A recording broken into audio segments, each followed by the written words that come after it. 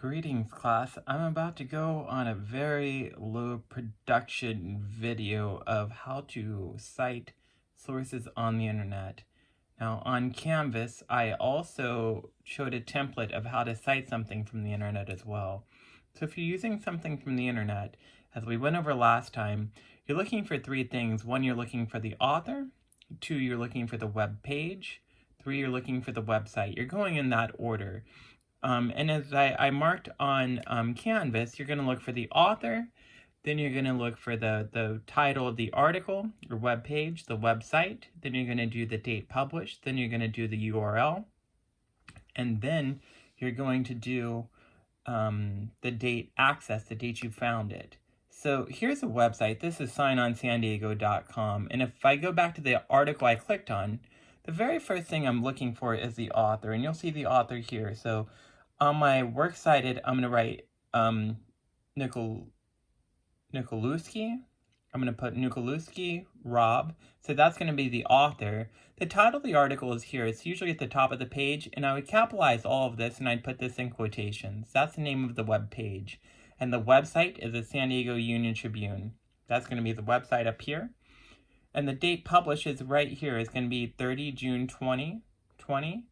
And then I'm going to put the URL, which is up here. I'm going to copy this URL up at the top onto my works cited. And remember, I just need this on the works cited. The only thing I need in text would be the author's name. But after I have the URL, I'm going to have the date found. I'm going to put accessed on, and I'm going to put today's date, 30 June 2020. If we go to another website, I go to here. The very first thing I'm looking for on this page would be the author. It is Melamed. I'm going to put Melamed, Samantha, and the title of the article is Philadelphia Man. I'm going to put all of that, and I'm going to put this in quotations, capitalize it. And then the name of the website is the Philadelphia Inquirer. I'm going to put that in italics. And then I'm going to put the date published, 30 June 2020. And then I'm going to put the URL. And then I'm going to put access date, which is today as well. And the only thing I would need if I'm doing an in-text citation would be the author's last name. That would be it. And so this is the web page. The web page is this story, and the website, if I go back, you'll see there's tons of articles on here, web pages on here. This is a website. So that's the difference between a web page and a website. These are all pages on the website, and the website is the domain, in case you didn't know that. If I'm doing YouTube, I'm going to this video. YouTube videos are a little bit tricky. I don't even need to show this video. I just need to cite it for you guys. There is no author for this video. And as I went over in another video lecture, if there is no author for the works cited, you would start with the article title or the web page title.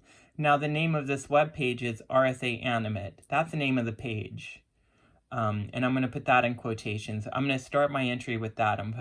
There is no author, so I'm not going to write anonymous. I'm not going to write anything else. I'm going to start with this, RSA Animate. I'm going to put this in quotations.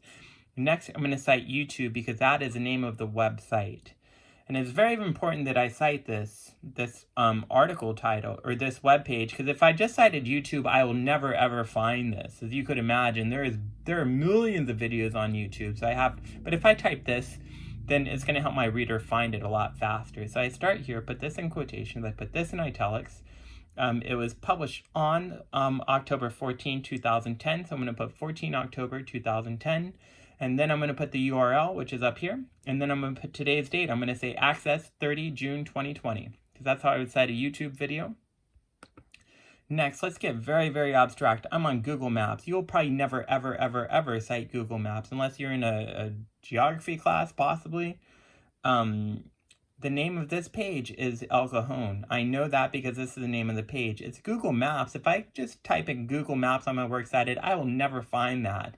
Now, if you notice this, there is no author here. So if there is no author, I need to cite the page. And the name of the page is El Cajon. So I'm going to put this in quotations.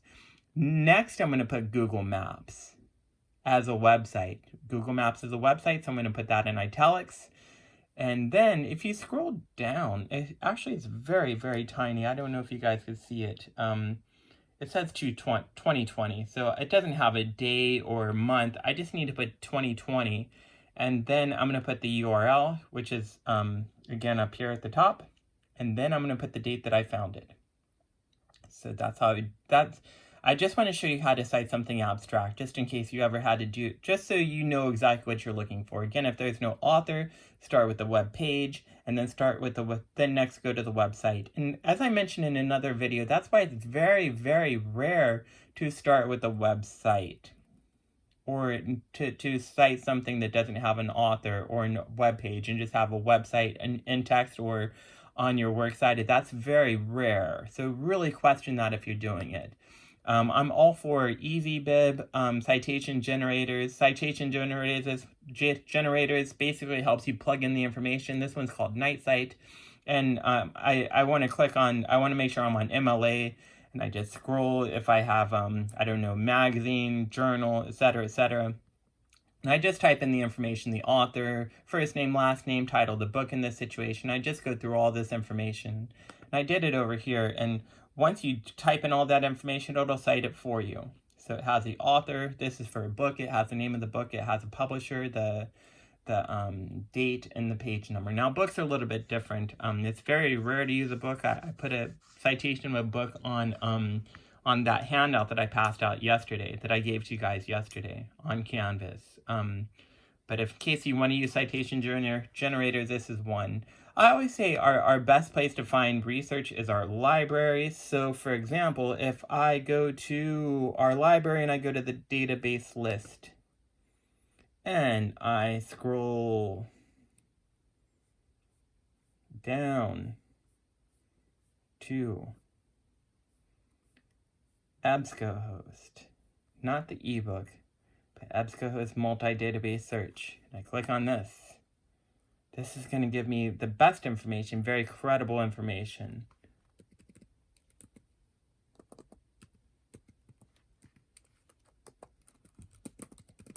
And again, you can access this from your house. And let's say I click on tigers again. Tigers.